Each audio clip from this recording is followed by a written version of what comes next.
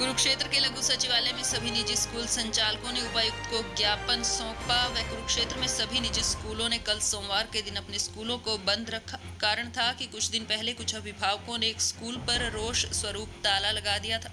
अतः निजी स्कूल संचालक लघु सचिवालय परिसर में इकट्ठा हुए और उनका कहना था कि इस तरह से स्कूलों को अभिभावकों द्वारा ताला न लगाया जाए।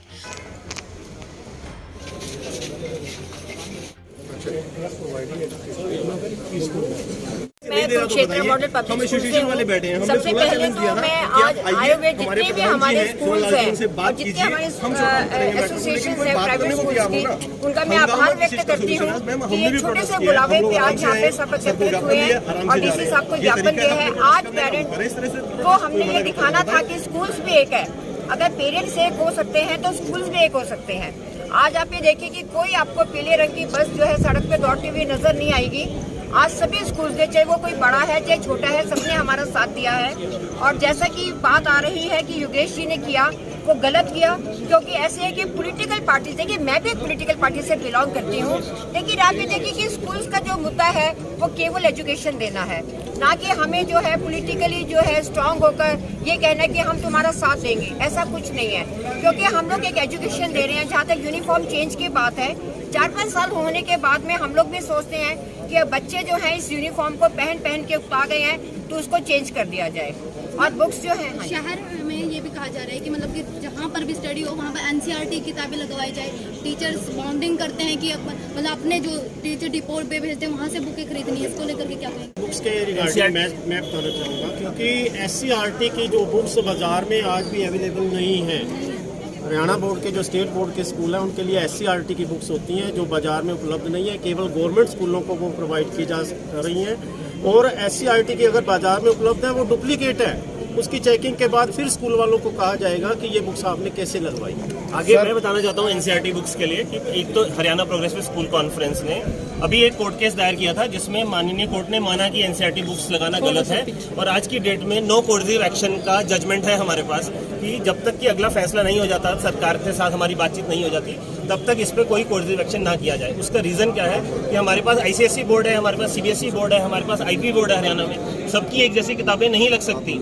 और जो R&D कॉस्ट है वो प्राइवेट पब्लिशर्स की बहुत हाई है। एनसीईआरटी एक ही बार लगती है और उसमें इकोनॉमीज ऑफ स्केल है, वो करोड़ों किताबें छपती हैं। इस वजह से ये कॉस्ट का डिफरेंस आ रहा है। अगर स्कूल को अच्छा चलाना है तो 2 चीजें बहुत जरूरी हैं, एक टीचर एक किताब। अगर वही पावर हमारे को नहीं दी जाएगी तो फर्क क्या रह जाएगा सरकारी स्कूल और हमारे में। मैं सरकार से यही अपील करूंगी कि आने वाला जो समय है वो आप बच्चे को पढ़ने दीजिए।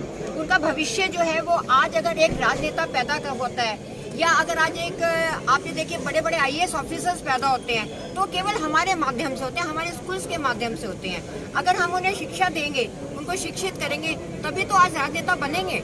तो इस करके मैं ये चाहती हूँ कि कृपया करके चाहे कोई भी सरकार हो, लेकिन उन लोगों को कभी भी पॉलिटिकली इंटरफेयर नहीं करना चाहिए, क्योंकि स्कूल अपने आप में एक इंडिपेंडेंट एसोसिएशन है, एक अपने आप में संस्था है जो बच्चों को शिक्षित करती है।